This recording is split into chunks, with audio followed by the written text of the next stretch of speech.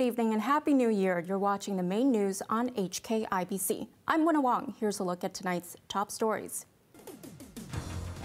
The world welcomes the new year as the Omicron variant continues to spread. Another customer of the Moon Palace restaurant tests positive as Hong Kong Omicron total rises to 95. And South Africa bids a final farewell to anti-apartheid fighter Desmond Tutu. Countries around the globe have rung in the new year, one after another, under the shadow of the Omicron variant. Despite calls by authorities to avoid celebrations with big crowds, many revelers were determined not to let COVID dampen their spirits.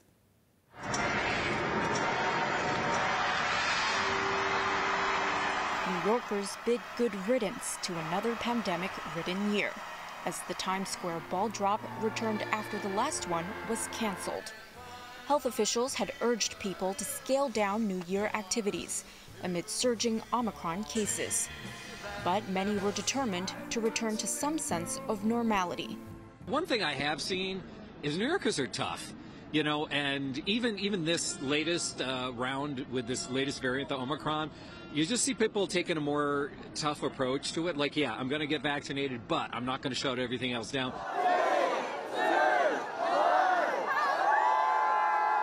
There were subdued countdown scenes in Britain. Celebrations were scattered in London as authorities scrapped most major events to stop crowds from gathering. We want to see a fireworks, which was cancelled apparently, but we are still hoping that the fireworks will be here.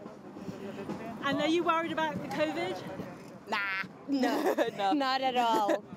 Unafraid, despite Britain reporting a record 189,000 new cases yesterday. I think it's been 2 years and it's time for us to kind of move on from what we've kind of been accustomed to for the last 2 years. In France, the Eiffel Tower sparkled to usher in 2022. It was one of the few events that went ahead. Others, including public concerts and fireworks displays, were called off as France reported a third straight day of new cases exceeding 200,000. In a grim New Year's address, President Emmanuel Macron warned that the coming weeks will be difficult and urged his compatriots to get vaccinated. Australia was among the first to ring in the new year. Fireworks lit up the sky in Sydney. Once a beacon of keeping the coronavirus out, Australia reported a single-day record of 32,000 new infections, just hours before the clock struck 12. People gathered bright and early in Beijing this morning to witness the first Tiananmen Square flag-raising ceremony of 2022. There were huge crowds despite the freezing cold. The military band began playing the national anthem just as the sun rose over the horizon. In a New Year's address last night, President Xi Jinping urged his compatriots to maintain a strategic focus in 2022. He also called for international cooperation, saying only through unity and solidarity can countries write a new chapter in building a community with a shared future. And university students in Beijing, Macau, and Hong Kong had a chance to have a New Year's chat with the 3 astronauts currently on a mission in space. Hong Kong, too, welcomed its second New Year with the specter of COVID hovering over the city. But those who ventured out were set on enjoying themselves and wished that the pandemic will end this year. Isaac Lee reports. 3, 2, 1, Happy New Year!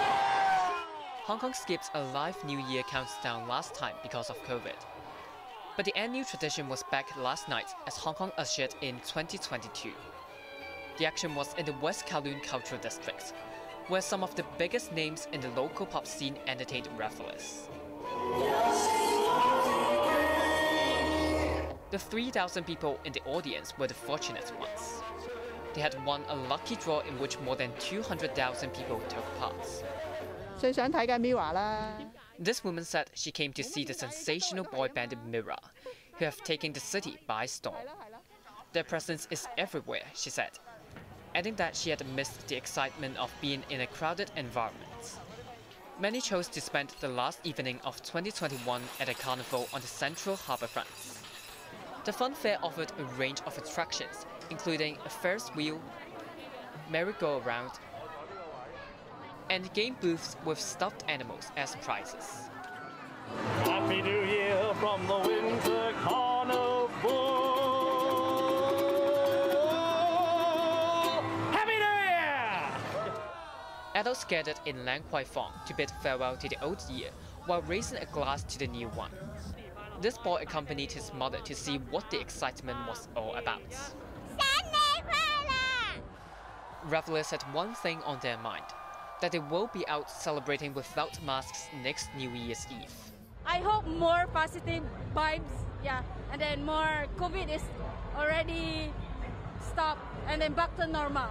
Good health only, and then in the good future. That's it. Depressing year. I hope 2022 will be better. Happy New Year! Isaac Lee, HKIBC. The mainland registered 231 new COVID cases yesterday, 36 more than on Thursday. The figure includes 175 locally transmitted infections. All but one were in Xi'an, capital of the northwestern province of Shanxi. The city has been locked down for the past 10 days as China tries to stop the virus from spreading further. There have been 1,450 COVID cases in Xi'an in the past 3 weeks, the highest for any mainland city last year. Locally, another customer of the Moon Palace restaurant in Kowloon Tong tested positive for COVID, further raising fears of a fifth wave. This comes as booster shots became available for most Hong Kong residents today. What was meant to be a casual meal out in Kowloon Tong has turned into a source of alarm for hundreds of people. Another customer who visited Moon Palace in Festival Walk has apparently tested preliminary positive for COVID. This raises the number of infected customers to 4. The restaurant became the center of a community outbreak after a Cathay Pacific aircrew member ate there upon returning from the United States. Hong Kong today confirmed 17 new COVID cases, including a 30-year-old airport worker. Authorities believe she may have caught the virus from incoming passengers. All her neighbors in Block 2 of Grandeur Terrace in Tin Shui Wai had to spend New Year's Eve locked up following a mandatory testing order. No cases were found in the overnight operation. The other 16 new patients were classified as imported, while health authorities also confirmed 8 more Omicron cases, taking the city's tally of the highly contagious variant to 95. Another aircrew member was listed as preliminary positive today, triggering a lockdown of Caribbean coast in Tung Chung. Amid warnings that a new wave is imminent, the government began giving most Hong Kongers a 3rd dose of a vaccine. Adults who've been double jabbed for 6 months or longer are now eligible for the BioNTech booster shot. There were lines outside some vaccination centers this morning. And under a plan to expand the so-called vaccine bubble before the Lunar New Year, Hong Kongers will need to have at least 1 jab to visit places such as restaurants, gyms, and cinemas. The former chairman of the University of Hong Kong's council has described the Pillar of Shame statue as a fraud. Speaking on a radio show this morning, Arthur Lee said the artwork was originally meant to commemorate the 168 people killed when white supremacists in the United States set off a bomb in Oklahoma City in 1995. According to Lee, it was the Hong Kong Alliance which said the sculpture was in remembrance of the Tiananmen Square crackdown. The alliance, which organized the June 4th vigils, received the pillar from Danish sculptor Jens Skjelshut. The Pillar of Shame was removed just before Christmas from Hong Kong University's campus, where it had stood for 24 years. Tributes have been paid to 2 people killed when a car rammed into pedestrians in Sanpo Kong yesterday. And following an accident involving 5 vehicles early this morning, a motorist was arrested on suspicion of possessing drugs. Isaac Lee again. A car traveling along Kimberley Road in Tsim Sha Tsui at around 1 a.m. crashed into 2 vehicles before hitting 2 more on the other side of the road. A driver of 1 vehicle suffered a neck injury and was sent to hospital. Police detained the driver of the first car and a female passenger, after seizing what they said was a quantity of the drug ice worth $13,000. The crash occurred a few hours after 2 fatal accidents on New Year's Eve. This afternoon, relatives and friends went to Ta Yau Street in Sanpo Kong to pay tributes to 2 people killed when a car plowed into passers-by shortly after 7 p.m. yesterday. A 23-year-old woman died at the scene, while a 63-year-old man succumbed to his injuries in hospital. 3 other pedestrians were injured. The 25-year-old car driver was arrested for dangerous driving causing death. And a minibus driver was detained on the same charge after a bizarre accident in which an elderly man was killed. The minibus driver was unaware that he had knocked a 77-year-old man in Yau Ma Tei at around 6 p.m. yesterday. Pedestrians who noticed the incident alerted police. The victim was dragged for 16 kilometers until officers stopped the minibus in Shenzhen. Isaac Lee, HKIBC.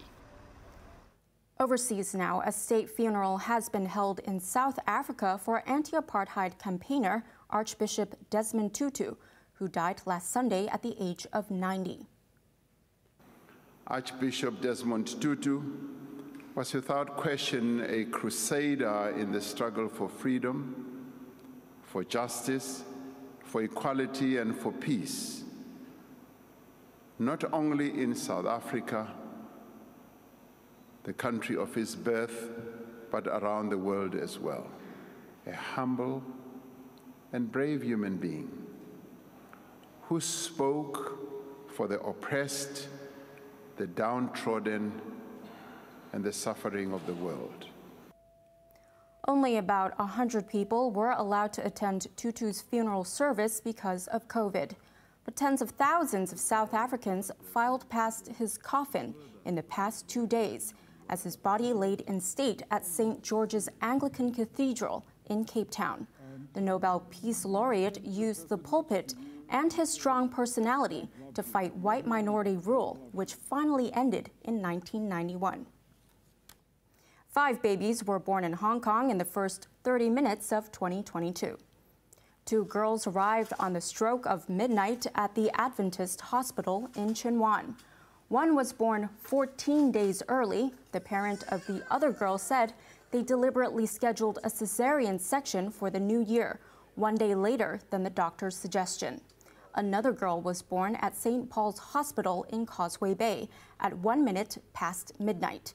She was followed at 12:30 by 2 boys, one at Queen Elizabeth Hospital and the other at Shotton's Prince of Wales Hospital. On to the weather now. It will be mainly fine tomorrow, cool in the morning and dry during the day. Temperatures will range between 16 and 21 degrees. Mainly fine and dry during the day on Monday before it gets sunny on Tuesday. Now let's take a look at the weather around the world.